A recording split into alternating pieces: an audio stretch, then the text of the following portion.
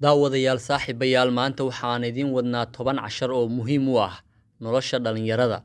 Haddii aad doonayso inaad ka faa'iidaysato, fadlan nala joog oo noo share garay muuqaalada iyo barnaamijyada aanu idiin hayno intaba. Haddaba inta aad dhalinyarada tahay ka faa'iidayso noloshaada.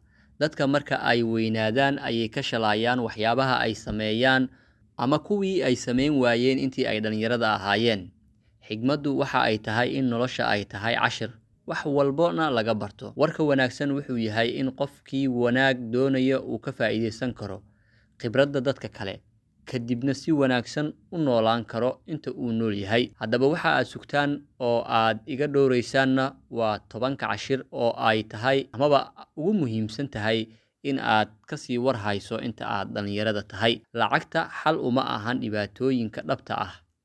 Lacag waa shay ama walxa lagu iibsado waxyaabaha muhiimka ah ee loo baahan yahay, balse xal uma noqon karto marnaba dhibaatooyinka adag ee wanaagsan sida farxadda. Naftaada jiho u yeel in aad qaadato tallaab muhiim ah. Way wanaagsan tahay in aad yeelato ujeedo iyo yool. Waa qorshaha ugu wanaagsan ee mustaqbalkaaga. Haddaba noqo qof leh hami iyo jiho. Qof kasta kama farxin kartid, dadka ma wada qancin kartid. Wadada guuldarada waa in aad isku daydo inaad ka farxiso qof walba. Haddaba danahaaga ka hadal, horayna u soco.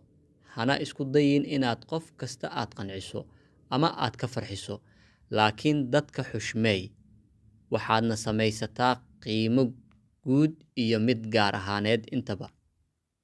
Caafimaadkaaga waa waxa ugu muhiimsan noloshaada. Caafimaadka waa arrin aysan jirin wax lagu bedelan karo dunida oo dhan.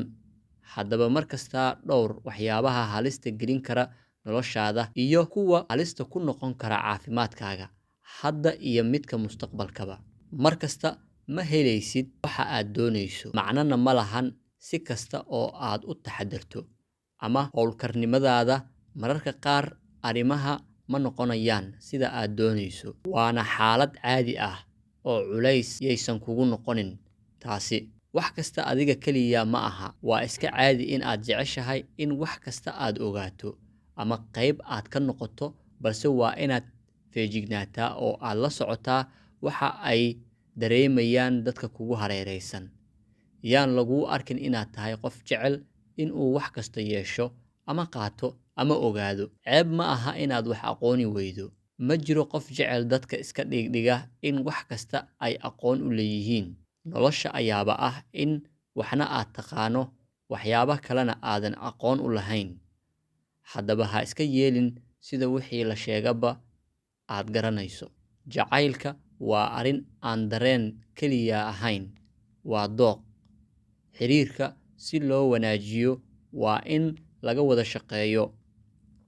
Mararka qaar way fududahay, marmarna way adag tahay.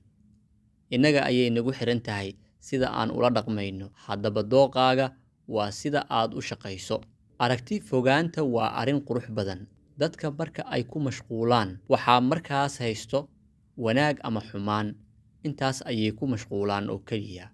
Waxayna taa ka xirtaa indhihii ay ku arki lahaayeen mustaqbalka fog iyo hiigsiga. Haddaba waa muhiim in aad noqoto qof aragti fog leh oo wax wanaagsan tiigsanaya, qorshana leh. Qodobka ugu dambeeya ee aad isweydiin karto mar walbana waxa uu yahay wax kasta ha isla haysiinin. Mararka qaar ma eegno waxa aan haysano, balse marka ay waxaas inta naga tagaan ama naga dhamaadaan ayaan waxaan bilownaa in aan ka qoomayno. Caafimaadka, qoyska, asxaabta, shaqada, lacagta iyo wixii la mid ah. Taas waxay muujinaysaa in aysan jirin wax joogto u ah nolosha.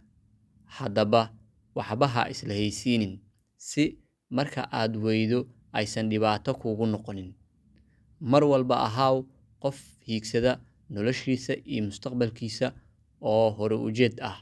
Daawadayaal iyo saaxiibayaal, waxaan filaynaa in aad ku wada qanacdeen oo aad maantaba bilaabi doontaan. Mahadsanidin.